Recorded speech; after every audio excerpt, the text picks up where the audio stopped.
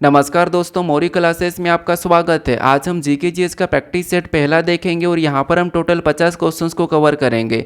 यहाँ पर आपको मिक्स क्वेश्चंस देखने को मिलेंगे, जैसे कि history, geography, economic, static GK, science या करंट अफेयर, सभी को मिला के आपको यहाँ पर तो 50 क्वेश्चन देखने को मिलेंगे। तो इस वीडियो का आप अंत तक जरूर देखिएगा, क्योंकि यहाँ पर हम लेटेस्ट पैटर्न यानी कि अभी के एग्जाम में जो क्वेश्चन बन रहे हैं, जैसे जीके के पूछे जा रहे हैं, वैसे क्वेश्चन को कवर कर रहे हैं। तो इस वीडियो का आप अंत तक जरूर देखिएगा।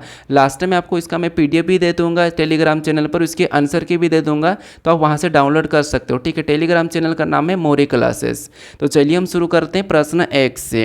हमें यहाँ पर पहला प्रश्न दिया है। प्रश्न करें कि भारतीय सिपाहियों के बीच 1857 के विद्रोह का तात्कालिक कारण क्या था। यानी यहाँ पर आपको ना प्रश्न को पढ़ना और खुद से भी ऑप्शन लगाना। जैसे आप एग्जाम में क्या करते हैं कि क्वेश्चंस को पढ़ते हैं और ऑप्शन लगा के आगे बढ़ते हैं, तो वैसे कि वैसे यहाँ पर भी आपको चूज करके आगे बढ़ना। ठीक है, तो बताइए भारतीय सिपाहियों के बीच 1857 के विद्रोह का तात्कालिक कारण क्या था। तो यहाँ पर इसका जो सही जवाब होगा, एनफील्ड राइफलों में चर्बी वाले कारतूसों का उपयोग। तो यहाँ पर ऑप्शन नंबर ए सही जवाब हो जाएगा। ठीक है, बस आपको ऑप्शन सोचना और आगे बढ़ना है। चलिए हम बढ़ते हैं प्रश्न 2 पे। अब 2 नंबर का प्रश्न दिया है। प्रश्न में यहाँ पर क्या कह रहा है, प्रश्नकार कि भारत के उत्तर पश्चिमी मैदानों के निर्माण में किन नदियों का योगदान रहा। बताइए, जो भारत के उत्तर पश्चिमी मैदान है, इनके निर्माण में किन नदियों का योगदान रहा, ये प्रश्न पूछा है। तो इनमें जो नदियों का योगदान रहा वो रहा है सतलुज, व्यास और रावी का रहा है। तो यहाँ पर ऑप्शन नंबर 20 प्रश्न का सही जवाब हो जाएगा। याद रखना, सतलुज, व्यास और रावी। ठीक है, चलिए हम बढ़ते हैं प्रश्न 3 पे। 3 नंबर का प्रश्न दिया है। प्रश्न हमें क्या कह रहा है, यहाँ पर प्रश्न कह रहा है कि भारतीय संविधान का निम्नलिखित में से कौन सा प्रावधान कार्यपालिका से न्यायपालिका को पृथक करने के राज्य के कर्तव्य से संबंधित है। बताइए कौन सा जो संविधान है वो कार्यपालिका से न्यायपालिका को पृथक करने के राज्य के कर्तव्य से संबंधित है। तो वो जो अनुच्छेद 50 है। तो ऑप्शन नंबर बी यहाँ पर सही जवाब हो जाएगा। याद रखना, अनुच्छेद 50। हम बढ़ते हैं प्रश्न 4 पे।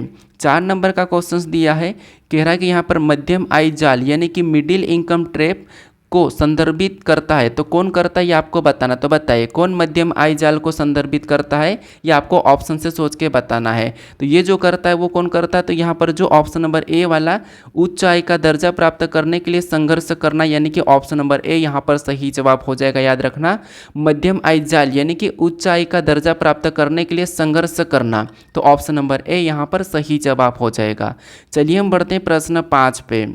5 नंबर का प्रश्न दिया है।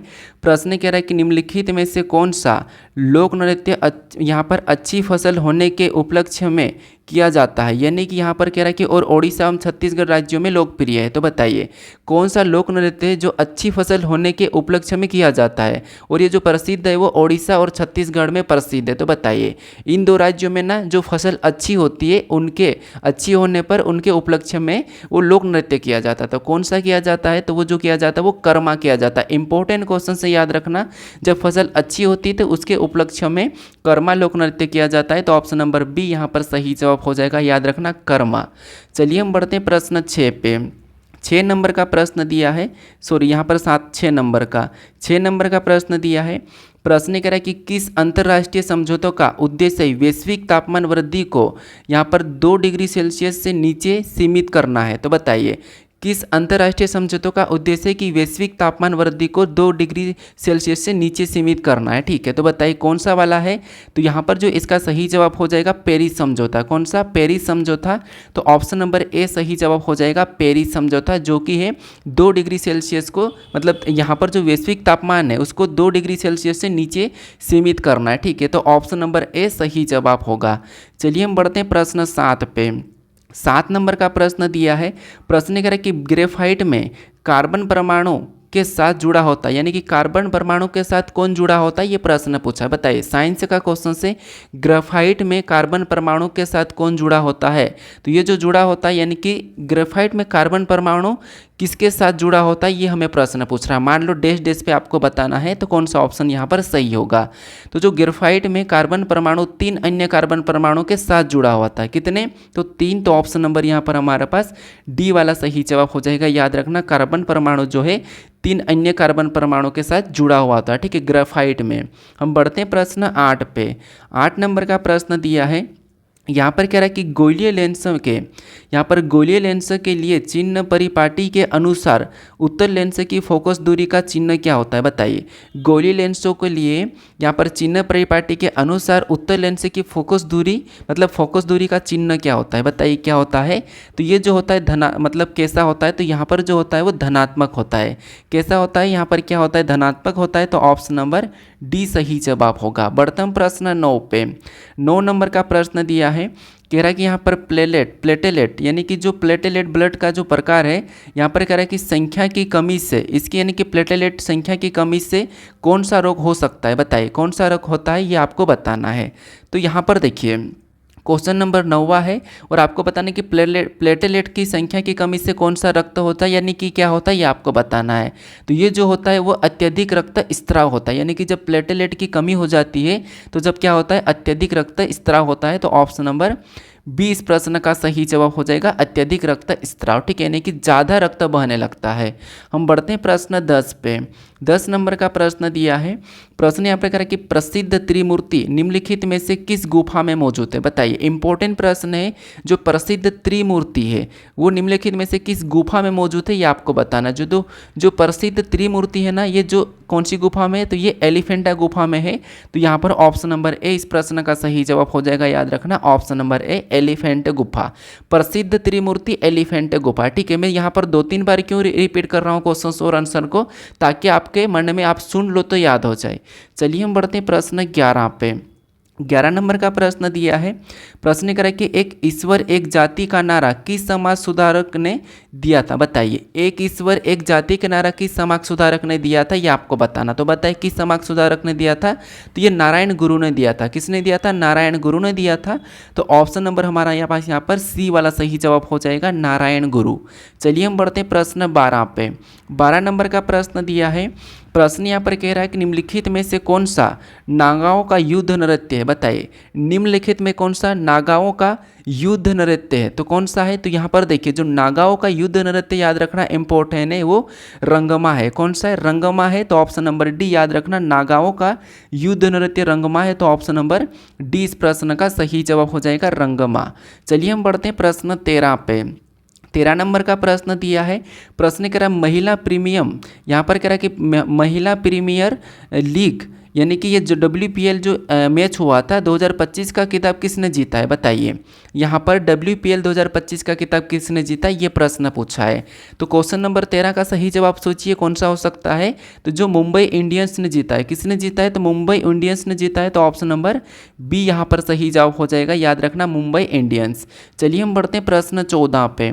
14 नंबर का प्रश्न दिया है, प्रश्न यहाँ पर कह रहा है कि यहाँ पर MS पावर पॉइंट यानी कि यहाँ पर कह रहा है कि टेम्पलेट्स को सेव करने के लिए किस फाइल फॉर्मेट का उपयोग किया जाता है। देखिए कंप्यूटर का भी क्वेश्चन है। तो देखिए जैसे कि दिल्ली पुलिस में आपको पता होगा कि टोटल 50 क्वेश्चन पूछे जाते हैं, तो वहाँ पर आपको ऐसे मिक्स क्वेश्चन देखने को मिलेंगे। लेकिन यहाँ पर जो हम 50 क्वेश्चन का सेट लगा रहे हैं ना, ये आपके लिए बहुत ज़्यादा इंपॉर्टेंट है, क्योंकि सभी एग्जाम्स के लिए कवर हो जाएंगे, चाहे किसी भी, चाहे SSC हो, रेलवे हो या स्टेट एग्जाम हो, सभी में कवर हो जाएगा, ठीक है। तो ये जो इसका जो सही जवाब होगा वो ऑप्शन नंबर सी होगा, डॉट POTX यानी कि पोर्ट्स, ठीक है। तो ऑप्शन नंबर हमारे पास यहाँ पर सी वाला सही जवाब हो जाएगा, ऑप्शन नंबर सी, याद रखना POTX है, ठीक है। और हाँ देखिए यहाँ पर हम टोटल 10 सेट करेंगे 50 क्वेश्चन का, बाकी जो आपको 11वां सेट मिलेगा वो कहाँ से मिलेगा, तो वो आपको देखने को मिलेगा GK मोरी चैनल। मैंने GK मोरी चैनल आपको यहाँ पर लिंक दे दूंगा, इसको आप सब्सक्राइब करके जरूर रखना। इस पर हम टोटली GK के क्वेश्चन को कवर करेंगे। अभी तो हम यहाँ पर 10 सेट लगाएंगे, उसके बाद 11 से आपको वहाँ पर देखने को मिलेंगे। तो मेरे GK मोरी चैनल को आप जरूर सब्सक्राइब कर लीजिए, ठीक है। अभी तक नहीं किया तो उसे कर लीजिएगा। चलिए हम बढ़ते हैं प्रश्न 15 पे। 15 नंबर का प्रश्न दिया है, प्रश्न करें कि यहाँ पर थार रेगिस्तान में पाई जाने वाली लुप्तप्राय पक्षी प्रजाति कौन सी बताइए। इंपॉर्टेंट क्वेश्चन से कि थार रेगिस्तान में पाई जाने वाली जो लुप्तप्राय पक्षी प्रजाति वो कौन सी है। तो इसका जो सही जवाब होगा वो कौन सी होगी, तो वो होगी ग्रेट इंडियन बर्टस। तो ऑप्शन नंबर सी यहाँ पर सही जवाब हो जाएगा, ठीक है। कौन सा, ऑप्शन नंबर सी, याद रखना ग्रेट इंडियन बस्टर्ड, ठीक है। चलिए हम बढ़ते हैं प्रश्न 16 पे। अब 16 नंबर का प्रश्न दिया है, प्रश्न करा कि यहाँ पर मेंडेलीव की सारणी में, यानी कि जो मेंडेलीव है इसकी सारणी में आयोडीन को किस वर्ग में रखा गया है, बताइए। आयोडीन को किस वर्ग में रखा गया है आपको बताना केमिस्ट्री का क्वेश्चन से। तो जो मेंडेलीव है, इस मेंडेलीव की सारणी में जो आयोडीन को किस वर्ग में रखा गया है, तो ये जो रखा गया है ये वर्ग हमारा यहाँ पर बी वाला सही जवाब होगा। ठीक है, वर्ग हमारा 14 वाला बी वाला सही जवाब हो जाएगा, ऑप्शन नंबर बी। चलिए हम बढ़ते हैं प्रश्न 17 पे। अब 17 नंबर का क्वेश्चन दिया है। यहाँ पर क्या करा कह रहा है कि मगध में शुंगों का स्थान किस वंश ने लिया था, बताइए। मगध में शुंगों का स्थान किस वंश ने लिया, ये आपको बताना हिस्ट्री का क्वेश्चन से। तो क्वेश्चन नंबर 17 का सही जवाब क्या हो सकता है, तो जो मगध में शुंगों का स्थान है ये किस वंश ने लिया था, कनवास ने लिया था। किसने लिया था, कनवास ने लिया था। तो यहाँ पर ऑप्शन नंबर सी इस प्रश्न का सही जवाब हो जाएगा, कनवास। ठीक है, याद रखना कनवास ने लिया था मगध में शुंगों का स्थान। बढ़ते हैं प्रश्न 18 पे। अब 18 नंबर का प्रश्न दिया है।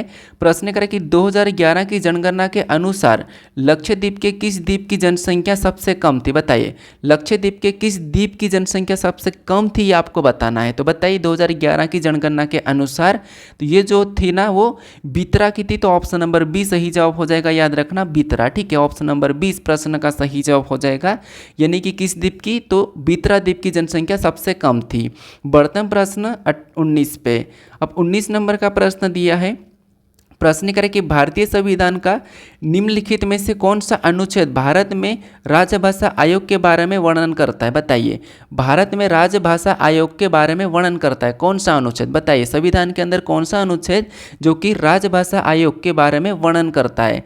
तो 19 नंबर का क्वेश्चन का सही जवाब क्या हो सकता है, तो इसका जो सही जवाब होगा वो ऑप्शन नंबर अनुच्छेद 44। ठीक है, ये जो अनुच्छेद 44 ये राजभाषाओं का आयोग के बारे में वर्णन करता है। तो ऑप्शन नंबर बी यहाँ पर सही जवाब होगा। चलिए हम बढ़ते हैं प्रश्न 20 पे। अब 20 नंबर का प्रश्न दिया है। प्रश्न कर कि भारतीय रिजर्व बैंक अधिनियम 1934 के अनुसार भारतीय रिजर्व बैंक के उप गवर्नरों की अधिकतम संख्या कितनी थी, यानी कि आपको यहाँ पर यह बताना कि जो भारतीय रिजर्व बैंक अधिनियम 1934 के अनुसार भारतीय रिजर्व बैंक के उप गवर्नरों की अधिकतम संख्या कितनी, उप गवर्नरों की। ठीक है, तो बताइए कितनी थी, यानी कि कितनी है, बताइए कितनी है। तो ये जो है 4 उप गवर्नर है। तो ऑप्शन नंबर ए यहाँ पर सही जवाब हो जाएगा, 4। याद रखना, इंपॉर्टेंट क्वेश्चन से उप गवर्नरों की संख्या 4 है। ठीक है, चलिए हम बढ़ते प्रश्न 21 पे। 21 नंबर का प्रश्न दिया है। यहाँ पर कह रहा है कि प्रयोगशाला थर्मामीटर में सामान्य तापमान परिसर कितना होता है, बताइए। यहाँ पर प्रयोगशाला थर्मामीटर में सामान्य तापमान परिसर कितना होता है ये आपको बताना है। तो ये जो होता है -10 डिग्री सेल्सियस से 110 डिग्री सेल्सियस तक होता है। तो ऑप्शन नंबर सी इस प्रश्न का सही जवाब हो जाएगा, याद रखना option number C, -10 degree Celsius से 110 डिग्री तक। ठीक है, चलिए हम बढ़ते हैं प्रश्न 22 पे। अब 22 नंबर का प्रश्न दिया है। यहाँ पर प्रश्न करें कि द्विबीज मूल में यहाँ पर जाइलम और फ्लोएम के बीच कौन से उत्तक पाया जाता है, तो बताइए कौन से उत्तक या उत्तक पाए जाते हैं या पाया जाता है। यानी कि जो जाइलम और फ्लोएम है, ठीक है, इनके बीच यानी कि द्विबीज जो मूल है उनमें जाइलम और फ्लोएम के बीच कौन सा उत्तक पाया जाता है। तो कौन सा उत्तक पाया जाता है, तो ये जो पाया जाता है याद रखना संयोजी उत्तक पाया जाता है। तो ऑप्शन नंबर ए वाला यहाँ पर सही जवाब हो जाएगा। तो ये इंपॉर्टेंट है, द्विबीज पत्री या द्विबीज मूल कहो, ठीक है, और जाइलम और फ्लोएम भी ये सबसे इंपॉर्टेंट है। तो ऑप्शन नंबर हमारा पास यहाँ पर ए वाला सही जवाब हो जाएगा। इन दोनों में कौन सा उत्तक पाया जाता है, तो संयोजी उत्तक पाया जाता है। चलिए हम बढ़ते प्रश्न 23 पे। 23 नंबर का प्रश्न दिया है। प्रश्न करें कि भारत में पारिवारिक न्यायालयों के यहाँ पर न्यायाधीशों की नियुक्ति निम्नलिखित में से कौन करता है, तो बताइए। भारत में पारिवारिक न्यायालयों के न्यायाधीशों की नियुक्ति कौन करता है। तो जो मतलब पारिवारिक न्यायालय है इनमें न्यायाधीशों की जो नियुक्ति कौन करता है, जैसे कि जो न्यायाधीश होता है उनकी नियुक्ति कौन करता है, ये सिंपल सा प्रश्न पूछा है। तो इनकी जो नियुक्ति करता है वो कौन करता है, राज्य सरकार करता है। तो ऑप्शन नंबर सी यहाँ पर याद रखना, राज्य सरकार। ठीक है, ऑप्शन नंबर सी सही जवाब हो जाएगा, राज्य सरकार। बढ़ते हैं प्रश्न 24 पे। 24 नंबर का प्रश्न दिया है। प्रश्न करें कि पुरुषों की हॉकी में भारत की चौथी एशिया कप जीत 2025 यानी कि कितने वर्षों के बाद मिली थी, तो बताइए। पुरुषों की हॉकी में भारत की चौथी एशिया कप जीत 2025 में कितने वर्षों के बाद मिली है। तो ये चौथी जीत है, ठीक है, चौथी एशिया कप जीत। तो जो चौथी जीत है ये कितने वर्षों बाद मिली, 2025 में जीती थी। तो कितने वर्षों बाद मिली थी ये आपको बताना। तो बताइए कितने वर्षों बाद मिली थी। तो यहाँ पर जो आपका सही जवाब हो जाएगा ऑप्शन नंबर सी वाला 8 वर्ष, ठीक है। कौन सा? ऑप्शन नंबर सी, 8 वर्ष बाद मिली है, तो ऑप्शन नंबर सी याद रखना, 8 वर्ष इंपॉर्टेंट है। चौथी एशिया कप जीत, ठीक है, हॉकी में, कहाँ पर? पुरुषों की हॉकी में चौथी एशिया कप 2025 ये 8 वर्ष बाद मिली है, तो ऑप्शन नंबर हमारा यहाँ पर सी वाला सही जवाब होगा। बढ़ते हम प्रश्न 25 पे। 25 नंबर का प्रश्न दिया है, यहाँ पर प्रश्न करें कि महिला शांति और सुरक्षा यानी कि WPS सूचकांक 2025-26 के अनुसार 181 देशों में भारत की रैंक कितनी रही है? बताइए। महिला शांति और सुरक्षा का सूचकांक 2025-26 के अनुसार 181 देशों में से भारत की रैंक कितनी रही है, ये आपको बताना है। तो बताइए क्वेश्चन नंबर 25 का सही जवाब क्या होगा? तो इसका ऑप्शन नंबर बी होगा, 131वीं रही है, ठीक है। कौन सी? 131वीं रही है, तो ऑप्शन नंबर बी यहाँ पर सही जवाब हो जाएगा। और मैं अभी भी कह रहा हूँ कि हमने 25 क्वेश्चंस कर लिए, और मेरे जो मोरी जी के चैनल है, ठीक है, मोरी हमारा जो जीके मोरी चैनल है, इसे आप जरूर सब्सक्राइब कर लीजिए। जो जीके मोरी चैनल है इसे आप जरूर सब्सक्राइब कर लीजिए। यहाँ पर मैं आपको भी जीके के 10 सेट के बाद आपको मैं करवाऊंगा, तो प्लीज़ आप इस चैनल को मेरे को जरूर सब्सक्राइब कर लीजिए, ठीक है। यहाँ पर हम टोटली जीके को कवर करेंगे। तो मैं वापस से, वैसे तो मैं चैनल के होम पेज पे दिया हूँ, लेकिन फिर भी इसका मैं लिंक डिस्क्रिप्शन बॉक्स में दे दूँगा, तो इसे आप सब्सक्राइब कर लीजिए, ठीक है। चलिए हम बढ़ते हैं प्रश्न 26 पे। 26 नंबर का प्रश्न दिया है, यहाँ पर प्रश्न क्या कह रहा है? प्रश्न कह रहा है कि 1908 का अलीपुर बम कांड किस भारतीय क्रांतिकारी से संबंधित है? जो अलीपुर बम कांड है ये किस भारतीय क्रांतिकारी से संबंधित है? बताइए। कौन सा? अलीपुर बम कांड वाला 1908 का। तो याद रखना, इंपॉर्टेंट क्वेश्चन से यहाँ पर इसका सही जवाब होगा यहाँ पर अरबिंदो घोष। इसका ये जो है ना अरबिंदो घोष, ये इससे संबंधित है, तो ये क्रांतिकारी था। और जो अली कांड मतलब अलीपुर बम कांड जो है ना, ये अरबिंदो घोष से संबंधित है, तो ऑप्शन नंबर डी याद रखना। चलिए हम बढ़ते प्रश्न 27 पे। 27 नंबर का प्रश्न दिया है, प्रश्न करें कि राजस्थान में स्थित निम्नलिखित में से कौन सी झील एक कृत्रिम झील है? यानी कि राजस्थान में एक झील है, जो कौन सी झील है? जो कृत्रिम झील है। कौन सी झील है जो कृत्रिम झील है, ये आपको बताना है। तो जो राजस्थान में स्थित कृत्रिम झील है जो कौन सी है, तो वो है आना सागर है, ठीक है। कौन सी? आना सागर है, तो ऑप्शन नंबर इस प्रश्न का सही जवाब बी होगा। कौन सा? आना सागर। याद रखना, कृत्रिम झील है, कृत्रिम झील, ऑप्शन नंबर बी सही जवाब होगा। चलिए हम बढ़ते प्रश्न 28 पे। 28 नंबर का प्रश्न दिया है, प्रश्न कह रहा है कि निम्नलिखित में से कौन सा भारत में ग्राम स्तर पर पंचायती राज्य संस्थाओं का एक घटक नहीं है? तो कौन सा घटक नहीं है आपको बताना। तो यहाँ पर ना भारत में ग्राम स्तर पर है ना, भारत में ग्राम स्तर पर पंचायती राज संस्थाओं का एक घटक नहीं है। पंचायती राज संस्थाओं का पूछा है, तो कौन सा नहीं है? तो यहाँ पर जो आपका सही जवाब होगा पंचायत समिति होगा, तो ऑप्शन नंबर ए यहाँ पर सही जवाब हो जाएगा, पंचायत समिति। याद रखना, पंचायत समिति, ठीक है। बढ़ते हैं प्रश्न 30 पे।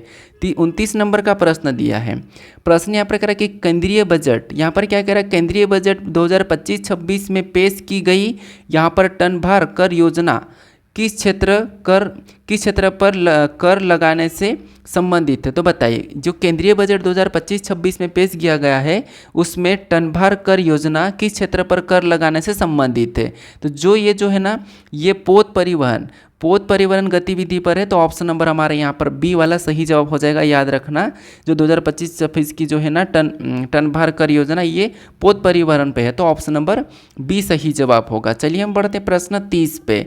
30 नंबर का प्रश्न दिया है, कह रहा है कि निम्नलिखित में से कौन सा शासक चंद्रगुप्त का उत्तराधिकारी था जिसके 297 और 273 ईसा पूर्व के बीच शासन किया गया था? बताइए। 297 और 273 ईसा पूर्व के बीच शासन किया था, तो कौन था चंद्रगुप्त का उत्तराधिकारी, ठीक है। तो बताइए इसका जो सही जवाब होगा वो बिंदुसार था। कौन सा था? बिंदुसार। तो आपको यहाँ पर ऑप्शन नंबर सी सही जवाब हो जाएगा। हालांकि दोनों ऑप्शन में बिंदुसार ही दिया है, बिंबिसार होना था एक में और एक में बिंदुसार होना था, लेकिन दोनों में दिया तो कोई बात नहीं, हम दोनों को लगा सकते हैं, ठीक है, क्योंकि बिंदुसार ही है। चलिए हम बढ़ते हैं प्रश्न 31 पे। 31 नंबर का प्रश्न दिया है, यहाँ पर प्रश्न क्या कह रहा है? प्रश्न कह रहा है कि बिग बैंग सिद्धांत किसके द्वारा प्रतिपादित किया गया था? ये इंपॉर्टेंट क्वेश्चन है जियोग्राफी का, ठीक है। जो बिग बैंग थ्योरी है ये किसके द्वारा प्रतिपादित की गई थी? इंपॉर्टेंट क्वेश्चन से याद रखना, पूछा ही जाता है ये बिग बैंग थ्योरी वाला। तो ये जॉर्ज लेमैत्र द्वारा प्रतिपादित की गई थी। तो ऑप्शन नंबर सी इस प्रश्न का सही जवाब हो जाएगा, जॉर्ज लेमैत्र, ठीक है। और कब पूछे? तो ये शायद से 1927 कब की गई? तो ये 1927, ठीक है। कब? 1927। तो ये भी आप याद रख सकते हो। चलिए हम बढ़ते हैं प्रश्न 32 पे। 32 और 1931 में प्रकाशित भी हुई थी। अब 32 नंबर का प्रश्न दिया है। प्रश्न क्या कह रहा है यहाँ पर? प्रश्न में यहाँ पर कह रहा है कि जैसे मोहनजोदड़ो में पाई गई दाढ़ी वाले पुरुष की मूर्ति किस यहाँ पर सामग्री से बनी है, ये आपको बताना है। जो मोहनजोदड़ो में पाई गई दाढ़ी वाली पुरुष की मूर्ति जो किस सामग्री से बनी है? तो जो दाढ़ी वाली मुर्गी है, मोहनजोदड़ो में पाई गई दाढ़ी वाली जो मूर्ति है, ये जो सामग्री से बनी वो पत्थर से बनी है। किससे बनी है? पत्थर से बनी है, क्योंकि मोहनजोदड़ो पुराना है। तो ऑप्शन नंबर डी सही जवाब हो जाएगा, पत्थर से बनी। दाढ़ी वाली पुरुष यानी कि दाढ़ी वाले पुरुष की मूर्ति जो है सामग्री से बनी, तो वो पत्थर से बनी है, मोहनजोदड़ो में पाई जाने वाली। चलिए हम बढ़ते हैं प्रश्न 33 पे। अब 33 नंबर का प्रश्न दिया है।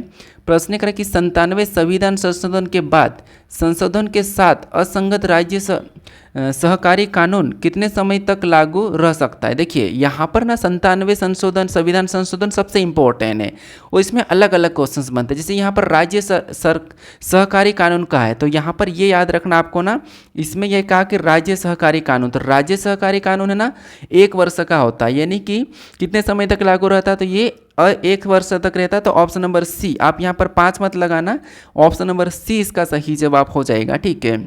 कौन सा? ऑप्शन नंबर सी, 1 वर्ष। चलिए हम बढ़ते हैं प्रश्न 34 पे।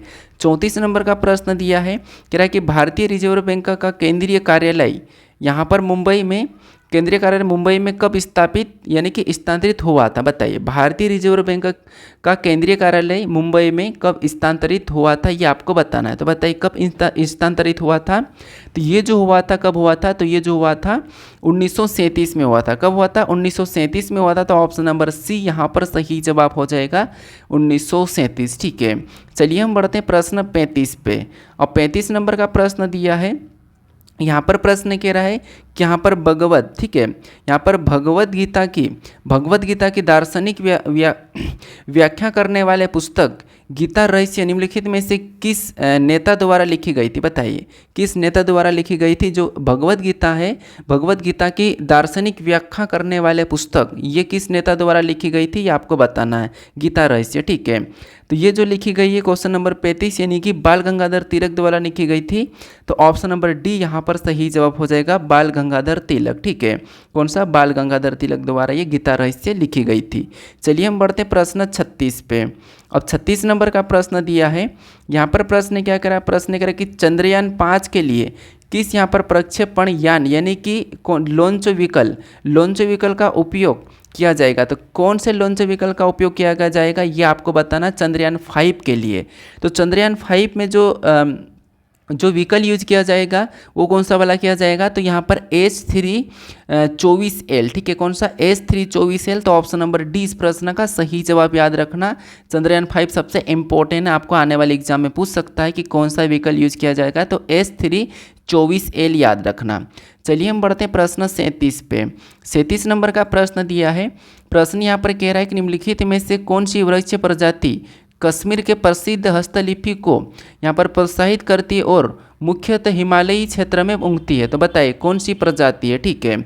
तो यहाँ पर आपको ऑप्शन चॉइस करना है कि कौन सा ऑप्शन सही जवाब होगा, क्योंकि देखिए मैंने पहले भी कहा कि आपको जैसे एग्जाम में चॉइस करना है ना, वैसे की वैसे आपको यहाँ पर भी चॉइस करना है। क्योंकि देखिए एग्जाम में क्या होता है कि हम प्रश्न को पढ़ते हैं और ऑप्शन लगा के आगे बढ़ जाते, तो वैसे की वैसे आपको यहाँ पर भी बताना है। तो बताइए क्वेश्चन नंबर 37 का सही जवाब क्या हो सकता है? तो जो है ना अखरोट है। कौन सा है? अखरोट है। तो यहाँ पर ऑप्शन नंबर सी सही जवाब हो जाएगा, अखरोट याद रखना। कौन सा वाला? अखरोट। और इम्पोर्टेंट है कश्मीर के प्रसिद्ध हस्तशिल्प को, ठीक है। तो कौन सा? अखरोट है। तो ऑप्शन नंबर सी सही जवाब होगा। चलिए हम बढ़ते हैं प्रश्न 38 पे। 38 नंबर का प्रश्न दिया है। प्रश्न यहाँ पर क्या कह रहा है? प्रश्न कह रहा है कि एस्टाडो यानी कि एस्टाडो द इंडिया की राजधानी कहाँ थी? बताइए एस्टाडो द इंडिया की राजधानी कहाँ थी, ये आपको बताना, क्योंकि ये भी इंपॉर्टेंट प्रश्न है। तो यहाँ पर है ना, जो एस्टाडो द इंडिया की राजधानी जो कहाँ थी, वो गोवा में थी। कहाँ पर थी? गोवा में थी। तो इसका सही जवाब ऑप्शन नंबर डी हो जाएगा। याद रखना गोवा। एस्टाडो द इंडिया की जो राजधानी गोवा थी, तो याद रखना गोवा सही जवाब हो जाएगा। चलिए हम बढ़ते प्रश्न 39 पे। 39 नंबर का प्रश्न दिया है। प्रश्न करें कि कौन सा भारतीय राज्य वर्ष 1997 में अपना सूचना अधिकार अधिनियम लागू करने वाला देश का पहला राज्य बना है? तो बताइए, अपना खुद का सूचना का अधिकार अधिनियम लागू करने वाला। क्वेश्चन नंबर 39 का बताइए, कौन है ऐसा देश जो कि 1997 में अपना सूचना अधिकार अधिनियम लागू करने वाला पहला राज्य बना है? तो वो है ऑप्शन नंबर ए, तमिलनाडु। याद रखना तमिलनाडु। ऑप्शन नंबर ए यहाँ पर सही जवाब हो जाएगा। चलिए हम बढ़ते हैं प्रश्न 40 पे। 40 नंबर का प्रश्न दिया है। यहाँ पर प्रश्न करा कि यहाँ पर डचों ने भारत में अपना प्रभुत्व मुख्य के रूप में किस यूरोपीय शक्ति से हार के कारण खोया था। ठीक है, तो जो डचों ने भारत में अपना प्रभुत्व मुख्य रूप से किस यूरोपीय शक्ति से हार के कारण खोया था? तो ये जो खोया था वो किससे खोया था? तो ये जो खोया था ब्रिटिश से खोया था। तो ऑप्शन नंबर ए याद रखना, ब्रिटिश। ठीक है, चलिए हम बढ़ते हैं प्रश्न 41 पे। 41 नंबर का प्रश्न दिया है। प्रश्न करें कि किस केंद्रीय मंत्रालय ने मुख्य रूप से वंदे मातरम की 150वीं वर्षगांठ के लिए राष्ट्रीय स्तर के समारोह का आयोजन किया गया था? यानी जो वंदे मातरम की 150वीं वर्षगांठ के लिए 150 वर्ष होने पर मतलब राष्ट्रीय स्तर के समारोह का आयोजन किया गया था, तो किस केंद्रीय मंत्रालय ने? तो बताइए किस केंद्रीय मंत्रालय ने किया गया था? ये जो किया गया था वो संस्कृति मंत्रालय। तो ऑप्शन नंबर सी याद रखना, संस्कृति मंत्रालय। ठीक है, इसने किया वंदे मातरम की 150वीं वर्षगांठ का आयोजन। चलिए हम बढ़ते हैं प्रश्न 42 पे। और 42 नंबर का प्रश्न दिया है।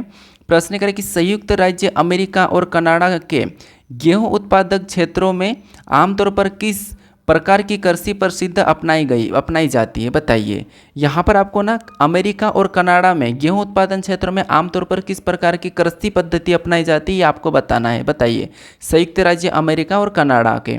तो यहाँ पर जो की जाती है ना वो कौन सी वाली? तो ये जो कि वाणिज्यिक अनाज कृषि। तो ऑप्शन नंबर सी यहाँ पर सही जवाब हो जाएगा। क्वेश्चन नंबर 42 का याद रखना, ऑप्शन नंबर सी। चलिए हम बढ़ते हैं प्रश्न 43 पे। 43 नंबर का प्रश्न दिया है। प्रश्न करें कि शिक्षा और नौकरियों में आर्थिक रूप से कमजोर वर्गों के लिए 10% आरक्षण किस संवैधानिक संशोधन द्वारा लागू किया गया है? यानी जो शिक्षा और नौकरियों में आर्थिक रूप से कमजोर वर्गों के लिए जो 10% आरक्षण जो दिया है वो किस संवैधानिक संशोधन द्वारा लागू किया गया है, ये आपको बताना। तो बताए इसका सही जवाब ही तो आपको पता ही होना चाहिए। ये जो होता है 103वां संविधान। कौन सा वाला? 103वां संविधान। तो ऑप्शन नंबर डी इस प्रश्न का सही जवाब हो जाएगा। याद रखना है जो शिक्षा और नौकरियों के लिए जो हमें आरक्षण दिया जाता है 10% का, वो कहाँ से? तो 103वां संशोधन से। ठीक है, चलिए हम बढ़ते प्रश्न 44 पे। 44 नंबर का प्रश्न दिया है। प्रश्न यहाँ पर कह रहा है कि निम्नलिखित में से किस प्रकार की प्राकृतिक वनस्पति को यहाँ पर टेगा भी कहा जाता है? तो बताइए, प्राकृतिक वनस्पति को टेगा भी कहा जाता है तो किस प्रकार की? तो ये जो किस प्रकार के? तो शंकुधारी वन को कहा जाता है। किसको? वनस्पति में शंकुधारी वन को कहा जाता है। तो ऑप्शन नंबर ए यहाँ पर याद रखना, आपका ऑप्शन नंबर ए सही जवाब हो जाएगा। चलिए हम बढ़ते हैं प्रश्न 45 पे। 45 नंबर का प्रश्न दिया है। प्रश्न यहाँ पर कह रहा है कि सामाजिक, आर्थिक और राजनीतिक न्याय किस क्रांतिकारी से लिया गया है? जो सामाजिक, आर्थिक और राजनीतिक न्याय जो है किस क्रांतिकारी से लिया गया है? जो सामाजिक और आर्थिक और राजनीतिक न्याय पहले नहीं था, तो ये किस क्रांतिकारी से लिया गया है, ये आपको प्रश्न पूछा है। तो ये किससे लिया गया था? रूसी क्रांतिकारी से लिया गया था। तो ऑप्शन नंबर यहाँ पर ए याद रखना, रूसी क्रांतिकारी से। ठीक है, और मैं आपको वापस बता रहा हूँ कि जो हमारा जीके मोरी है, ठीक है, देखिए बार बार नहीं बताऊँगा, मैं एक बार और बता देता हूँ कि जो हमारा जीके मोरी है इस चैनल को आप जरूर सब्सक्राइब कर लीजिए। ठीक है, भला आपने अभी तक नहीं किया तो कर लीजिए, और कर लिया वो मत करना। ठीक है, तो इस चैनल को आप जरूर सब्सक्राइब कर लीजिए। मैं प्लीज़ आपको वापस से बता रहा हूँ, मैं 3 बार हो चुका हूँ, तो इस चैनल को आप सब्सक्राइब कर लीजिए। अब प्रश्न हमें 46 दिया है। प्रश्न करें कि राष्ट्रीय आपातकाल को संसद द्वारा कितने दिनों में अनुमोदित किया जाना चाहिए। तो बताइए कितने दिनों में अनुमोदित किया जाना चाहिए राष्ट्रीय आपातकाल को संसद द्वारा। तो ये जो 30 दिनों में किया जाना चाहिए, तो ऑप्शन नंबर 20 प्रश्न का सही जवाब हो जाएगा 30 दिनों में। अब चलिए हम बढ़ते हैं प्रश्न 47 पे। अब 47 नंबर का प्रश्न दिया है, यहाँ पर प्रश्न करें कि सूचना अधिकार अधिनियम के तहत अंतिम अपीलीय प्राधिकरण कौन होते हैं। तो बताइए सूचना अधिकार अधिनियम के तहत अंतिम अपीलीय अधिकरण कौन होते हैं, ये आपको बताना। तो ये जो होते हैं वो केंद्रीय सूचना आयोग होते हैं। तो ऑप्शन नंबर ए यहाँ पर याद रखना, ऑप्शन नंबर ए सही जवाब हो जाएगा केंद्रीय सूचना आयोग। चलिए हम बढ़ते हैं प्रश्न 48 पे। 48 नंबर का प्रश्न दिया है, यहाँ पर प्रश्न करें कि प्रधानमंत्री कृषि सिंचाई योजना यानी कि यहाँ पर PMKSY किस वर्ष शुरू की गई थी। ये प्रश्न इंपॉर्टेंट है और पूछा ही जाता है। प्रधानमंत्री से रिलेटेड जो भी योजना है वो एक से तो आपको हर एग्जाम में देखने को मिल रही है। तो ये जो कब की गई थी, तो ये जो की गई थी 2015 से 16। कब 2015 से 16, तो ऑप्शन नंबर सी इस प्रश्न का सही जवाब हो जाएगा 2015-16। याद रखना किस वर्ष शुरू की गई थी जो कृषि सिंचाई योजना 15-16 में। चलिए हम बढ़ते प्रश्न 49 पे। 49 नंबर का प्रश्न दिया है, प्रश्न करें कि मार्च 2025 में निम्नलिखित में से किस कनाडा के 24वें प्रधानमंत्री के रूप में शपथ लिया है। किसने कनाडा के 24वें प्रधानमंत्री के रूप में शपथ लिया, ये आपको बताना है। तो किसने लिया है वर्ष 2025 में, तो जो मार्क कार्नी ने लिया है, मतलब कि मार्क कार्नी ने लिया है। तो ऑप्शन नंबर हमारा यहाँ पर कौन सा हो जाएगा, बी वाला सही जवाब हो जाएगा मार्क कार्नी। ठीक है, तो याद रखना 2025 में कनाडा के 24वें प्रधानमंत्री के रूप में मार्क कार्नी ने लिया है, वह इम्पोर्टेंट है। चलिए हम बढ़ते प्रश्न 50 पे। 50 नंबर का प्रश्न दिया है, कह रहा है कि किस महाद्वीप को द्वीप महाद्वीप के रूप में जाना जाता है। इम्पोर्टेंट है, ठीक है, यानी कि किस महाद्वीप को द्वीप महाद्वीप के रूप में जाना जाता है, वही हमारा लास्ट क्वेश्चन है। ठीक है, तो किस महाद्वीप को, तो ऑस्ट्रेलिया महाद्वीप को द्वीप महाद्वीप के रूप में जाना जाता है। तो ऑप्शन नंबर हमारा यहाँ पर ए वाला सही जवाब हो जाएगा, याद रखना। बाकी हमने टोटल 50 क्वेश्चन कर लिए, तो आपको ये 50 क्वेश्चन कैसे लगे ये मुझे कमेंट करके बता देना। और आप अगले प्रैक्टिस सेट के लिए तैयार हो या नहीं हो ये भी मुझे कमेंट करके बता देना। मैंने आपको क्या कहा था कि टोटल हम हर एक सेट में 50 क्वेश्चन करेंगे, तो हर एक सेट में करेंगे। और टोटल 10 सेट में इस चैनल पर करवाऊंगा और बाकी आगे के सेट में आपको मोरी जो जीके मोरी चैनल है उस पर करवाऊंगा। तो आप जीके मोरी चैनल को जरूर सब्सक्राइब कर लीजिएगा। ठीक है, तो मुझे कमेंट करके बता दीजिए कि आपको वीडियो कैसा लगा, फीडबैक जरूर दे दीजिएगा। चलिए हम मिलते हैं अभी नेक्स्ट वीडियो में।